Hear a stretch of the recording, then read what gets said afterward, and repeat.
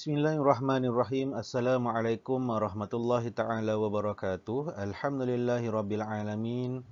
Wassalatu wassalamu ala ashrafil anbiya'i wal mursalin wa ala alihi wa sahbihi ajma'in. Qala rabbi shrah li sadri wa yassir li amri wa hlul 'uqdatam min lisani yafqahu qawli. Subhanaka la ilma lana illa ma 'allamtana innaka antas samiul alim wa la haula wa la quwwata illa billahil aliyyil azim. Alhamdulillah, syukur kita kehadrat Allah Subhanahu Wa Taala kerana masih lagi diberi ruang dan peluang untuk kita sama-sama mulakan siri yang pertama dalam siri ulang kaji PSRA. Yang mana pada kali ini kita akan perbincangkan berkenaan dengan subjek-subjek ulang kaji PSRA yang kita akan mulakan bagi subjek Tauhid tahun 5. Yang mana tajuknya adalah beriman kepada qada dan qadar. Beriman kepada qada dan qadar. Dan untuk tidak melengahkan masa, kita akan teruskan perbincangan berkaitan dengan tajuk beriman kepada qada dan qadar. Kita akan tengok berkaitan dengan pengertian beriman kepada qada dan qadar. Apa maksud qada dan qadar itu sendiri? Yang pertama, qada. Qada adalah pelaksanaan sesuatu perkara mengikut ketentuan Allah yang azali. Pelaksanaan sesuatu perkara mengikut ketentuan Allah yang azali. Contohnya seperti berlaku kematian, beroleh kekayaan, berlaku kesusahan, dan dan berlakunya jodoh pertemuan. Jodoh pertemuan. Pelaksanaan qada adalah pelaksanaan sesuatu perkara mengikut ketentuan Allah yang azali. Contohnya berlaku kematian, beroleh kekayaan, berlaku kesusahan, berlakunya jodoh pertemuan. Itu adalah contoh-contoh bagi qada. Manakala qadar pula adalah qadar adalah ketentuan Allah yang azali terhadap semua makhluk. Ketentuan Allah yang azali terhadap semua makhluk. Contoh dia, pesakit meninggal dunia kerana demam denggi. Allah bagi sebab dan akibat berlakunya sesuatu. Ketentuan Allah yang azali terhadap semua makhluk. Berlakunya kematian disebabkan oleh penyakit-penyakit yang tertentu. Kalau contoh, pesakit meninggal dunia kerana demam denggi ataupun pesakit meninggal dunia kerana COVID-19. Seterusnya, kekayaan harta Muhammad kerana perniagaannya yang jujur. Dia boleh satu kekayaan kerana menjalankan perniagaan yang jujur. Seterusnya, disebabkan Zaid malas bekerja, kini beliau hidup dalam kesusahan. Disebabkan Zaid malas bekerja, beliau hidup dalam kesusahan. Sebab dia, ini dikatakan sebab dan akibat, disebabkan Zaid itu malas bekerja. Bila malas, hidup dia dalam kesusahan. Seterusnya, pasangan yang bertemu jodoh pada usia yang muda. Jodoh pertemuan. Jodoh pertemuan, rezeki. Semuanya adalah ketentuan ataupun qadar daripada Allah Subhanahu Wa Taala. Seterusnya, hukum beriman kepada qada dan qadar. Hukum kita beriman kepada qada dan qadar Allah Subhanahu Wa Taala. Hukumnya adalah wajib. Wajib kita beriman kepada qada dan qadar. Kerana apa? Kerana ia rukun iman yang keenam. Kalau kita bilang balik rukun-rukun iman, dia ada beriman kepada qada dan qadar itu adalah kalau kita ikut susunannya, rukun iman yang keenam. Seterusnya, dalil beriman kepada qada dan qadar. Allah berfirman dalam surah Al-Qamar, ayat yang ke-49, Inna kulla syai'in khalaqnahu biqadar. Inna kulla syai'in khalaqnahu biqadar. Okey, maksudnya sesungguhnya kami menciptakan tiap-tiap sesuatu menurut takdir yang telah ditentukan. Okey, ini dalil beriman kepada qada dan qadar. Ada perkataan qadar dekat belakang tu. Kemudian, maksud beriman kepada qada dan qadar. Apa maksud beriman kepada qada dan qadar? Percaya dan yakin bahawa Allah telah menentukan sesuatu perkara dan melaksanakannya mengikut ketentuannya. Kita kena percaya dan yakin bahawasanya setiap yang berlaku Allah yang tentukan semua perkara. Dan melaksanakan mengikut ketentuannya. Allah laksanakan mengikut ketentuannya. Seterusnya, percaya dan yakin bahawa setiap yang berlaku ialah ketentuan daripada Allah yang termaktub sejak azali. Maksudnya Allah dah ketentuan daripada Allah terhadap diri kita ni daripada awal kita dilahirkan hingga kita bertemu dengan ajal ataupun di akhir usia kita, apa yang berlaku dalam hidup kita, perjalanan hidup kita, rezeki yang diberikan kepada kita sudah termaktub sejak azali lagi. Maksudnya Allah dah tulis ketentuan kita ni sejak azali lagi. Seterusnya, segala yang berlaku sama ada baik atau buruk telah ditentukan oleh Allah dengan penuh keadilan tanpa sebarang kezaliman.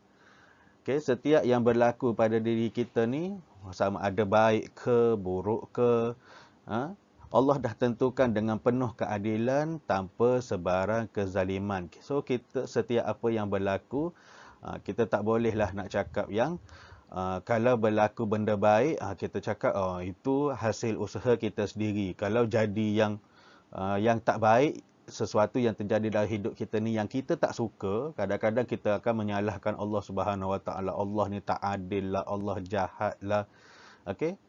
Tapi Allah dah tentukan semua tu dengan penuh keadilan tanpa sebarang kezaliman. So kita tak boleh nak sangka buruk terhadap Allah Subhanahu Wa Taala. Kemudian setiap manusia wajib berusaha, berikhtiar dan berdoa untuk mencapai apa yang dicita-citakan. Kita dalam hidup kita ni mesti kita ada perkara yang nak dicapai. Kita ada cita-cita kita sendiri.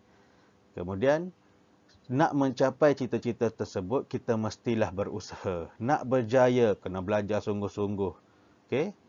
Nak jadi doktor, kena belajar sungguh-sungguh, kena ambil aliran sains, kemudian kena menguasai bidang-bidang yang nak mencapaikan kita tu kepada apa yang kita cita-citakan.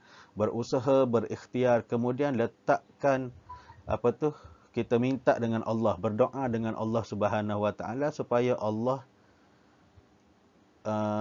supaya Allah memberikan kepada kita apa yang kita cita-citakan. InsyaAllah senjata orang mukmin itu adalah doa. Sekiranya apa yang dicita-citakan masih tidak tercapai, yakinlah bahawa ada hikmah di sebaliknya. Dan kalaulah kita tak capai lagi apa yang kita cita-citakan, jangan pula kita cakap Allah ni ke awal lain dia bagi, dekat aku dia tak bagi. So jangan cakap macam tu. So ada hikmah di sebaliknya. Ada kebaikan lain yang Allah berikan. Kadang-kadang kita fikir kita nak kaya, tapi Allah tak bagi kita kekayaan dengan wang ringgit, tapi kita hidup penuh dengan kasih sayang. Itu pun rezeki juga, itu pun hikmah di sebalik cita-cita yang tak tercapai tadi tu. Ataupun macam awak datang sekolah, awak nak contohnya dalam cita-cita kita ni kita nak benda lain, tapi Allah tak bagi lagi. Tapi hikmah di sebaliknya tu mungkin kita boleh simpulkan yang Allah masih jaga diri aku, ada bernyawa sampai sekarang, hidup sampai sekarang, pergi sekolah Allah jaga, balik sekolah Allah jaga, tak ada berlaku kemalangan apa-apa terhadap kita. Itu juga hikmah di sebalik apa yang kita cita-citakan tu belum tercapai. Maksudnya Allah selalu menjaga hamba-Nya. Okey.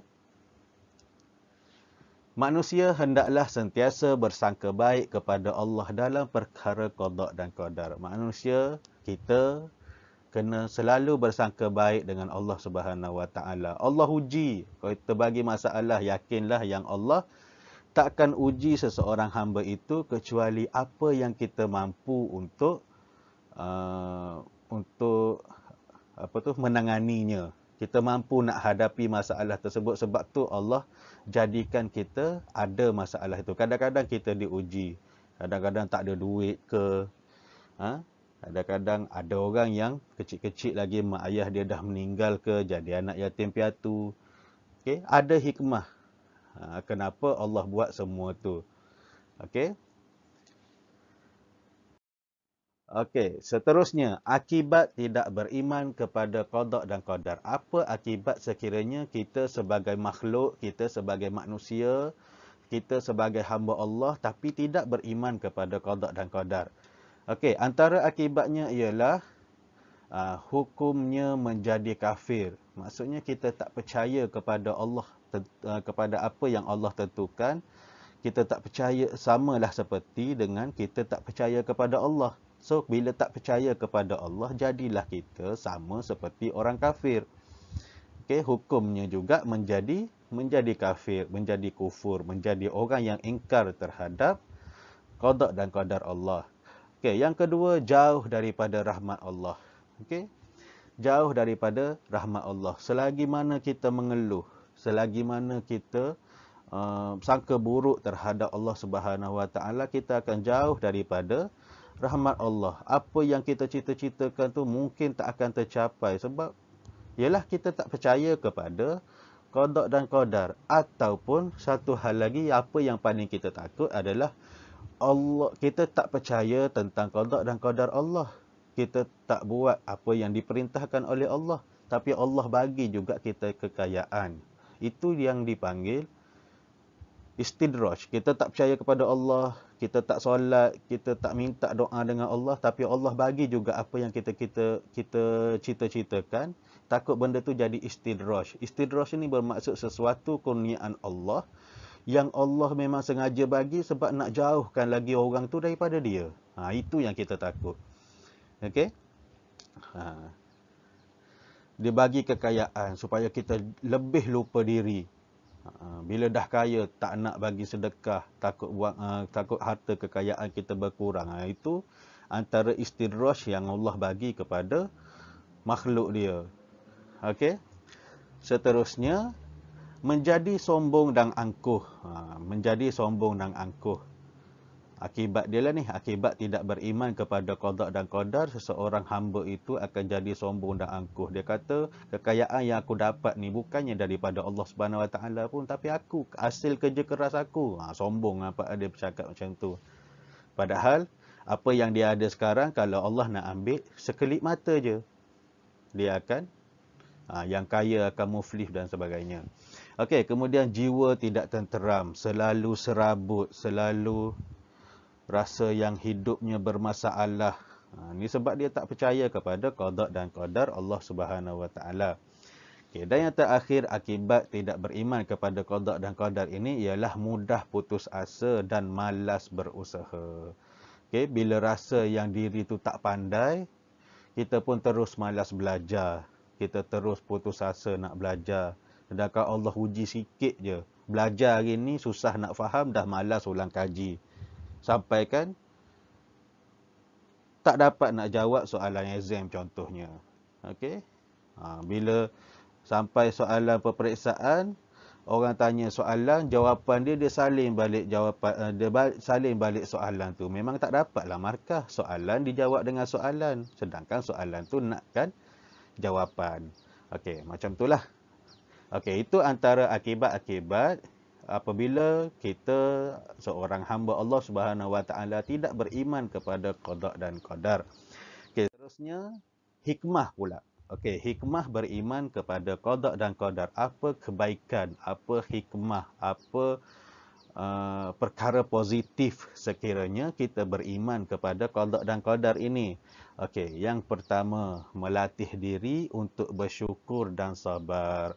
Apabila Allah bagi kita satu ketentuan daripada Allah, Allah bagi kepada kita dalam hidup kita ni perkara-perkara yang boleh membahagiakan kita, membanggakan kita. Contohnya berjaya dalam peperiksaan PSRA, contohnya kita bersyukur kepada Allah Subhanahu Wa Taala.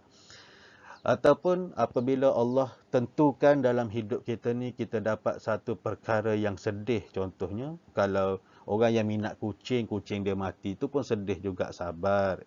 Dah sampai masa dia, dah sampai masa kucing tu tinggalkan kita. Kita kena sabar atas ujian Allah Subhanahu Wa Taala. Okay, seterusnya, menjauhkan diri dari sifat sombong dan putus asa. Bila kita percaya kepada Allah Subhanahu Wa Taala, percaya kepada qada dan qadar, percaya kepada ketentuan dan ketetapan Allah Subhanahu Wa Taala ni, dia akan menjauhkan diri kita daripada sifat sombong dan putus asa. Apa yang berlaku kepada aku ni, Allah yang tentukan. Allah bagi aku masalah ni bukan kerana lain, Allah nak suruh aku berfikir dan untuk lebih ingat kepada Dia. Dan kita jangan putus asa, jangan putus doa dengan Allah Subhanahu Wa Taala. Kemudian, memahami konsep qada dan qadar menjadikan kita kuat berusaha. Allah dah cakap yang seorang hamba ni kena berusaha, berikhtiar, berdoa dan bertawakal. So, bila kita nak capai sesuatu yang tak mustahil kita akan mencapainya, kemudian kita akan terus kuat berusaha. Selari dengan ibadah kita kepada Allah Subhanahu Wa Taala, doa kita kepada Allah Subhanahu Wa Taala yang tidak putus-putus. Dan yang terakhir, memupuk sifat husnuzan dan rajin bekerja serta menenangkan jiwa. Bila kita percaya kepada qada dan qadar Allah ini, dia akan memupuk sifat husnuzan. Husnuzan ni maksudnya bersangka baik terhadap Allah Subhanahu Wa Taala. Setiap apa yang berlaku dalam diri kita ni, insya-Allah pasti, kita yakin, pasti ada perkara, pasti ada hikmah di sebalik kejadian yang Allah jadikan dalam hidup kita. Kemudian dia akan jadikan kita ni rajin bekerja, rajin berusaha, rajin berikhtiar. Kemudian bila kita percaya juga kepada qada dan qadar Allah ni, antara hikmahnya adalah dia akan menenangkan jiwa kita, hidup kita tenang je. Kenapa? Setiap apa yang berlaku pada diri aku ni adalah ketentuan Allah. Aku kena sabar, aku kena ada rasa bersyukur. So jiwa pun akan jadi tenang. Itu sahaja apa yang kita boleh kongsikan untuk tajuk beriman kepada qada dan qadar. Semoga video ini dapat memberi manfaat untuk mengulang kaji pelajaran dan sebagai peringatan kepada diri saya sendiri dan anda semua. Semoga ianya dapat memberi manfaat. Apa yang baik itu datangnya daripada Allah Subhanahu Wa Taala, dan apa yang terkurang, segala kelemahan itu adalah kelemahan diri saya sendiri. Wallahu a'lam bissawab. Assalamualaikum warahmatullahi taala wabarakatuh. Insya-Allah kita akan jumpa di tajuk-tajuk yang seterusnya.